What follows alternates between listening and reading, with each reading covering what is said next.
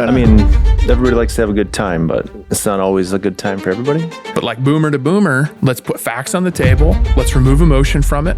Let's just have those difficult conversations, make a plan, execute, move forward. Clear expectations is good for all generations. If you say, because I said so, it doesn't work. Yeah, you better have an answer. Do not send my mother a text, email only. If you have different generational reports, you need to figure out how to reach them, or you're going to lose them. Welcome to Beyond the Breaker podcast. We are ready. Are you guys ready back there? They've been ready for a long time. They've been just recording all the making sure. shenanigans. I'm just making sure. All right. Beyond the Breaker podcast. Welcome, Ben. Welcome, Chris Rollins. An episode that we're changing up a little bit here. We're going to restructure things, but I do have a public service announcement first before we get going. Not on the show notes, but I'd like to address the fact that Time Magazine released their top 100 podcasts of all time, which gotta love the all-time list that are just everybody's doing now. Yeah. Beyond the Breaker, not on that. What? Shocking. Joe Rogan, also not on that list. So I will say we probably deserve to be on there. If they didn't put Joe Rogan on it, Yeah, we're I would easily say top 20. we're there. Yeah. Who made the list? Yeah. Time Magazine. Yeah, what do they know? Yeah, I know. They've had some Men of the Year on there that probably, looking back, not their best decisions. But nonetheless, Beyond the Breaker will maybe get there next year. Let's keep That's working not on what we're it. going to talk about today. No, but let's keep working on it. Yeah, today we're going to talk about communicating across generations. And the structure of this podcast is going to be more so a embrace debate, let's call it, or let's open the book to what your thoughts are on some topics. And Chris, we're just going to run down a list of some things, and you tell us whether you agree or don't agree. Okay. But before we get there, for those who don't know Chris Rollins, who is Chris Rollins, and what do you do here? I am the corporate safety director with Hunt Electric. Been here for almost 3 years. Best 3 years of your life, though. Yeah, absolutely. Yeah. Absolutely. Until the next one.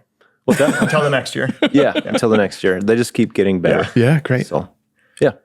Awesome. And your background always in safety? I spent 15 years in the labor's union. Okay. Grew up helping my dad cut trees down. He had a tree service. And then safety from there. Cool. So, And as we set this up and kind of talk about it, my hope is that, Chris, you're really candid about your perspective and feelings about some of this stuff. And that these can really drive some conversations, right? Like we're going to pontificate here and share some thoughts, but like hopefully like you and your manager, you and your direct report, you and your teammates, whether they're field or office folks, might have some good discussion around this, and whether they agree with us or not, that's okay. Mm-hmm.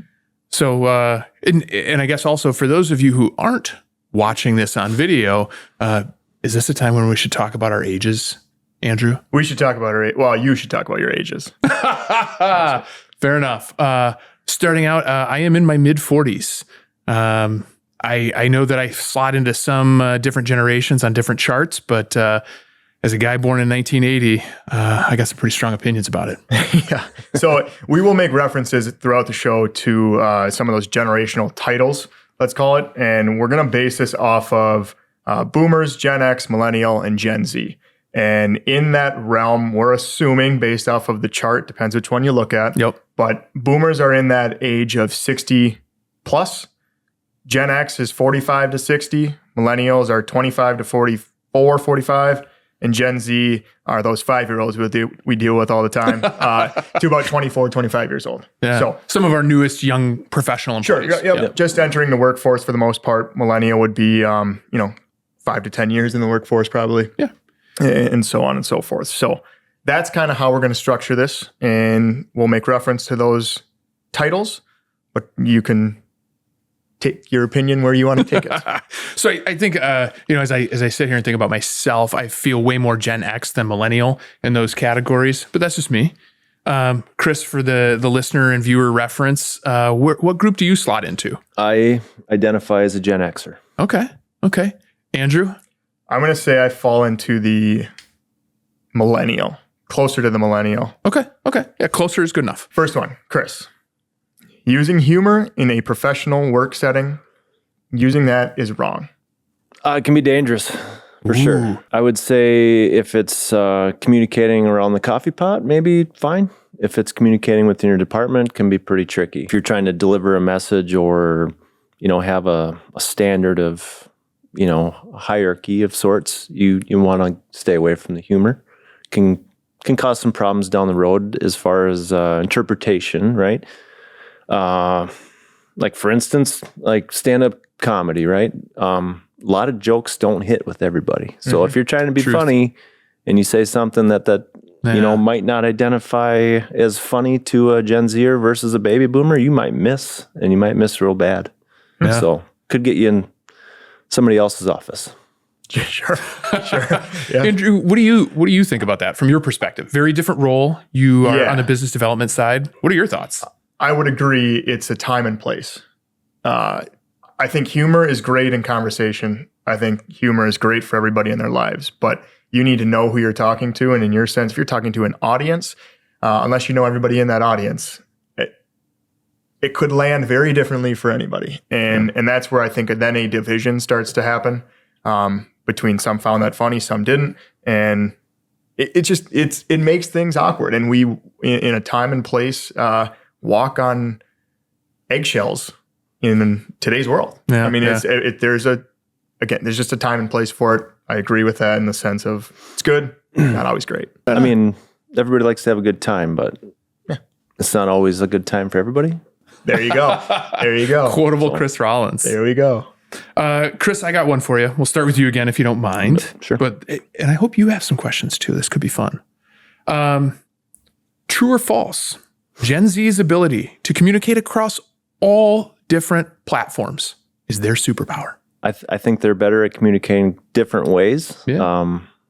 The Gen Zers are, let's see, what's that demographic again? Like 25 and younger? Right in the workforce, let's call it. I think their ability to communicate through all, yes, true. Yeah. Let's go true. Yeah, right on. Final answer. Yeah. Earlier you were sharing about like some of your own family communication and like if you have what. No, preferred methods are different, right? Yeah. They're able to, but do they prefer or, they're prone to avoid, or not avoid, but yeah, maybe certain situations, maybe avoid direct conversations. They want to text, they want to message, they want to send it out there. Yeah. And how do you communicate with your son when it's grocery shopping time? Yeah. So we brought that up. Calling him doesn't work sometimes because his phone is on Do Not Disturb. So it took me quite a while to figure out why his phone's off, right? You just have to call it twice to get it to actually ring.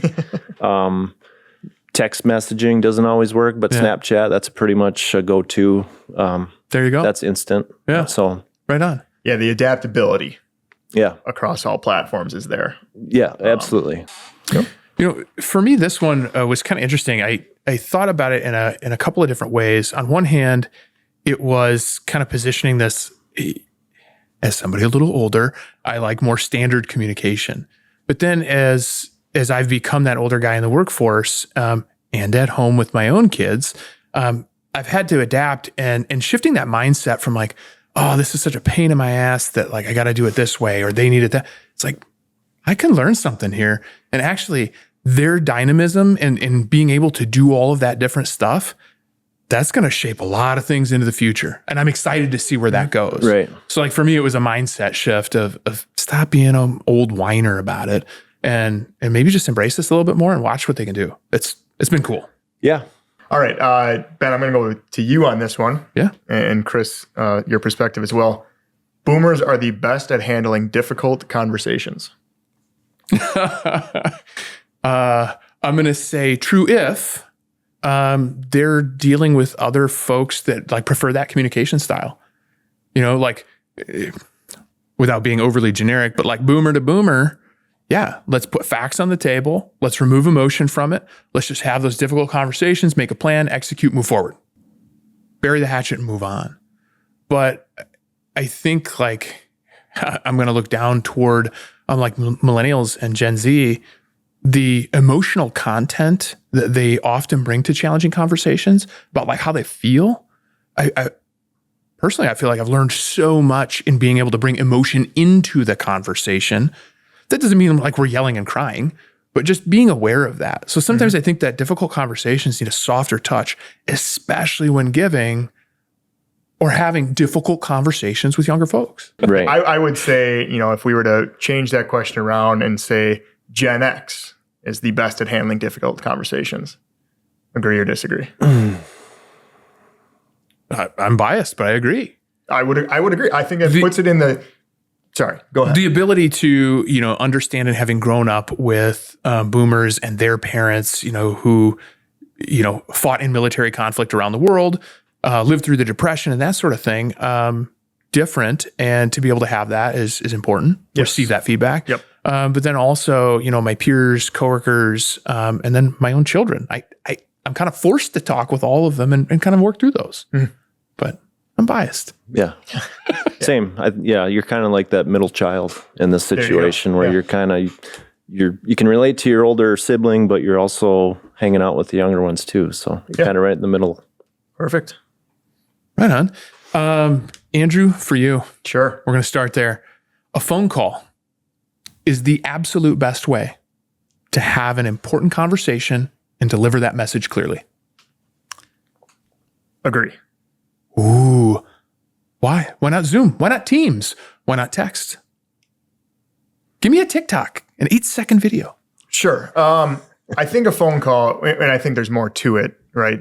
With everything, even a Zoom and all that stuff. There's too many distractions. And with Zoom, like this is where I go back to, those platforms are great. But with Zoom, you have the ability to be doing something else on your computer. On a phone call, like more times than not, you physically have the phone up to your ear. You are connected in some way, and it's just very difficult to get away from that phone call itself.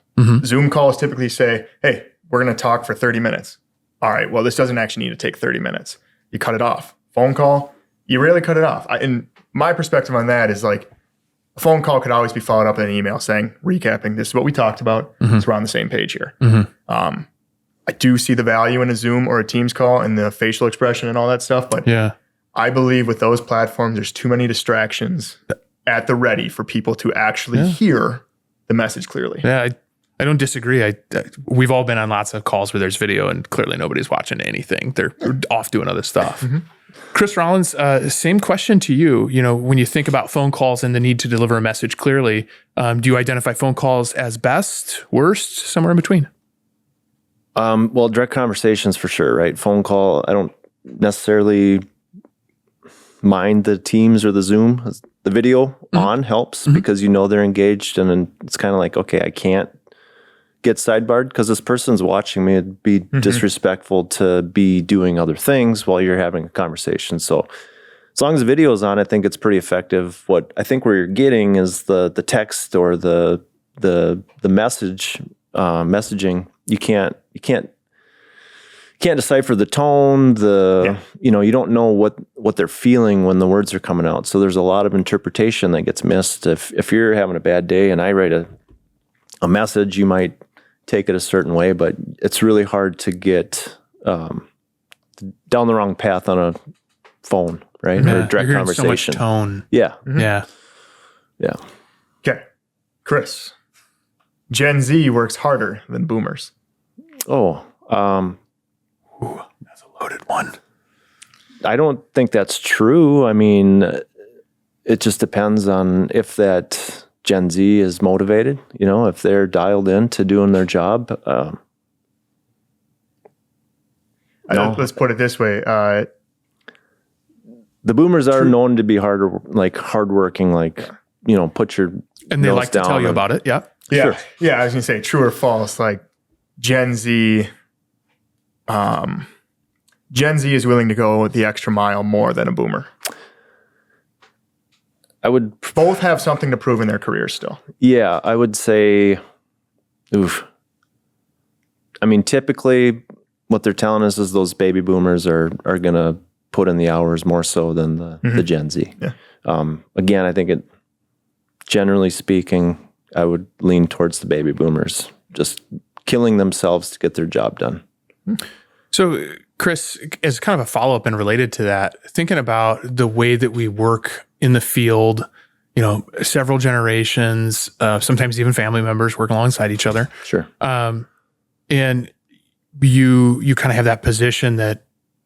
they're going to operate differently, and like what's going to motivate them differently. How would you encourage maybe the Gen Z and Boomer folks to talk with each other about what that motivation is or what's required? How can we help bridge that gap, especially in the field? Well, it is tough. That's the challenge, right? Where people are shaped by their experiences, right? Their life, what they've been through, the jobs they've had, the managers that they've worked under. It's tough, but I think what motivates the younger generations is just having that sense of belonging, a sense of inclusiveness. The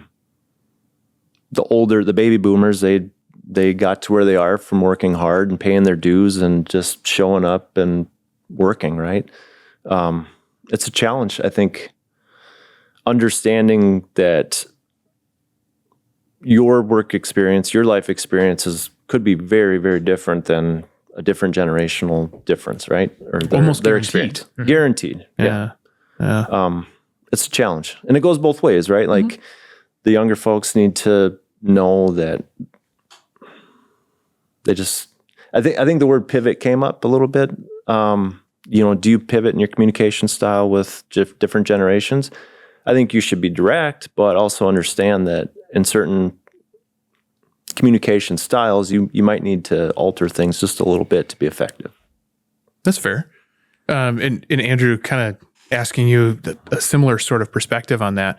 When you think about being adaptive and pivoting, to borrow that word, do you feel like you pivot when you're talking to boomers, Gen Xers, millennials, school children? I would say I try to. Yeah. Successfully. I don't know. And I think the biggest thing across whatever generation it is, and you talk about, a baby boomer, or let's call it a veteran in the workforce, and what they've experienced versus somebody who's new to the workforce and what they want to experience. Clear expectations is good for all generations. And it's a matter of, for somebody who's been in the workforce for a while, clear expectation, here's the due date, go. And they're like, thank you. Good. Got it. Nothing, no fluff, don't need anything in between. Gen Z might be something like, here's what we need from you. This is going to be the outcome, and here's why it's important that you get this done. Sure. A little more direction. A little more direction, a little more fluff to saying, this is important. Whether it's a matter of like, hey, can you just do this really small task that nobody else really wants to do? There's an important piece to that. I think the why is the X factor, right? Yeah. That's weird to say, but yeah, the why is like, why is this important and why does this matter? Through experience, right? You learn that, but the younger generation, they definitely want to know the why. And so, I want to push back. If you say, because I said so, it doesn't work. Yeah, you better have an answer. Occasionally, but more often than not, you need to back it up with an actual good reason, so they understand and can make it their own and get after it. Yeah, Andrew, I want to push back. You used the word fluff, and I think after hearing Chris, you explain it kind of that clearly. I don't think it's fluff. I think it's giving that why, giving that background, and I think not standing there watching all your conversations, but that feels like a good strategy. Is like, hey, if we're going to talk to groups who want to understand the why wouldn't you give them the why? And at the same time, if somebody doesn't care about that, they just want to know the facts and give me the 2 bullet points here. Cool. Yeah, I agree with that. I would still say that as a boomer, the why is fluff. The why to a Gen Zer is the why. Yeah. In that context, right? Yep. They just, the more you talk, the more you ramble on like I'm doing right now, a boomer gets lost. Just like, let me go do the work. Yeah. So yeah, fluff's not maybe the right word for every generation, but to boomer, no, it might be. So like, kind of just cap that all off. Like, do you have to pivot? Maybe not, but are you going to communicate a little more effectively if you adjust your style, whether it's up, down, sideways, whatever? If somebody needs something different and you can, it feels like a good best practice. Yeah. Yeah. I mean, as a good manager, you want to get the most or the best product from your team. And how do you do that, right? Like you could set a baby boomer and say, hey, I need you to do that. And they'll do it. And if they have a problem, they'll come back to you. Or you set up a younger a Gen Zer to, give them all the information that they need to keep moving, because what will get them hung up is a question, right? Like, I don't know what to do. They don't know what they don't know, right? So when they come to that roadblock, it might delay the process. And, based on, everybody, when we were growing up, when you were a Gen Xer, the word anxiety was like, what's that? No, you just swallow that. That's not real. You just, But now it's a real thing. And even Gen Xers experience it and speak out that, hey, I have anxiety about whatever it is. But I think it comes from the world we're living in now, but it just creates more questions and more doubt. And you can't really get away from it. But the way to combat that is to give them more tools and more direction. Yeah. Did we skip your question, man? I think we just talked about right over that other one. We're all good, man. All right. Let's go to Ben on this one. Short form communication, like text and DMs, is more efficient than an email. Oh, man. I feel like this one was modeled just for me. Perfect. Because I like long form email. My mother was an English teacher, and so like grammar, punctuation, like, you want to talk about rules for semicolons? I'm your guy. Got it. On the other hand, I think you got to, as somebody who's in that sort of Gen X sort of place, I have to think about who is the message for. If I'm maybe communicating up to my manager, who's my age or maybe even a little bit older, email is the only way to go. On the other hand, when I'm working alongside and communicating with other folks in the organization who are a whole lot younger than me, I'm finding the DMs and Teams to be really great, and that we all carry our cell phones, our own little anxiety rectangle around all the time. That's easier to read and respond to those sort of quick hit messages. So I think they all have their place. But I really have to think about who's the audience here. Again, if I'm reporting up, it's probably to somebody my age or a little bit older. I'm going to use email. If I'm asking questions or doing things on a team with folks younger than me, I'll try and defer to what they're doing, which a lot of times is Teams. Yeah, and that's that adjustment. Trying, but I'm still a bitter, old, rigid man sometimes. So yeah. Would you agree with that, Chris? That he's a bitter old man? Yeah. I wouldn't. Yeah. No. Not really. I would agree. I think it's your audience matters with everything. And everything has a time and place, right? The text DM, if you know somebody that always responds to you quickly on that, you should probably always go to that. If you're looking for a quick response, go to what works. Yeah. Yeah, do not send my mother a text. Email only. Linda texts. She's just not super duper quick at it sometimes. Wow. Yahoo account? Nailed it. I have a Yahoo account. That's all right. Somehow snuck in the last one in like 2011. Wow. I love that. The things I learned here. Yeah. But at times it's just like, that's almost the expectation where you're better off calling them. Because if you want a short conversation and you call them and say yes or no, that'll take 15 seconds. Yep. If you text them yes or no, is this true? You'll get a 10-minute conversation somehow. Yeah. So I think that's the, and then when you go and talk to GCs outside of the company where you don't interact with them as much, it's definitely that where there's a team of 3 people from that GC. One may always call with their questions and you're like, you better be on the ball, ready to go. And one may always text and one may always email. It's like, I have some time to respond to this if I don't know the answer. But it's the difficult part for me, I would say, is adjusting to the different styles of everybody. And also you just got to make a note of like, so-and-so is going to call me the second I send this. So am I ready? Do I have 15 minutes open? Did I block off drive time? People call it in their calendars for this 15-minute conversation when the bids due at 2. Yeah. No. Right. Block a calendar from 2 to 2:15 because you're getting a phone call. So Do you ever get a phone call, not take it, but then follow up with a text message?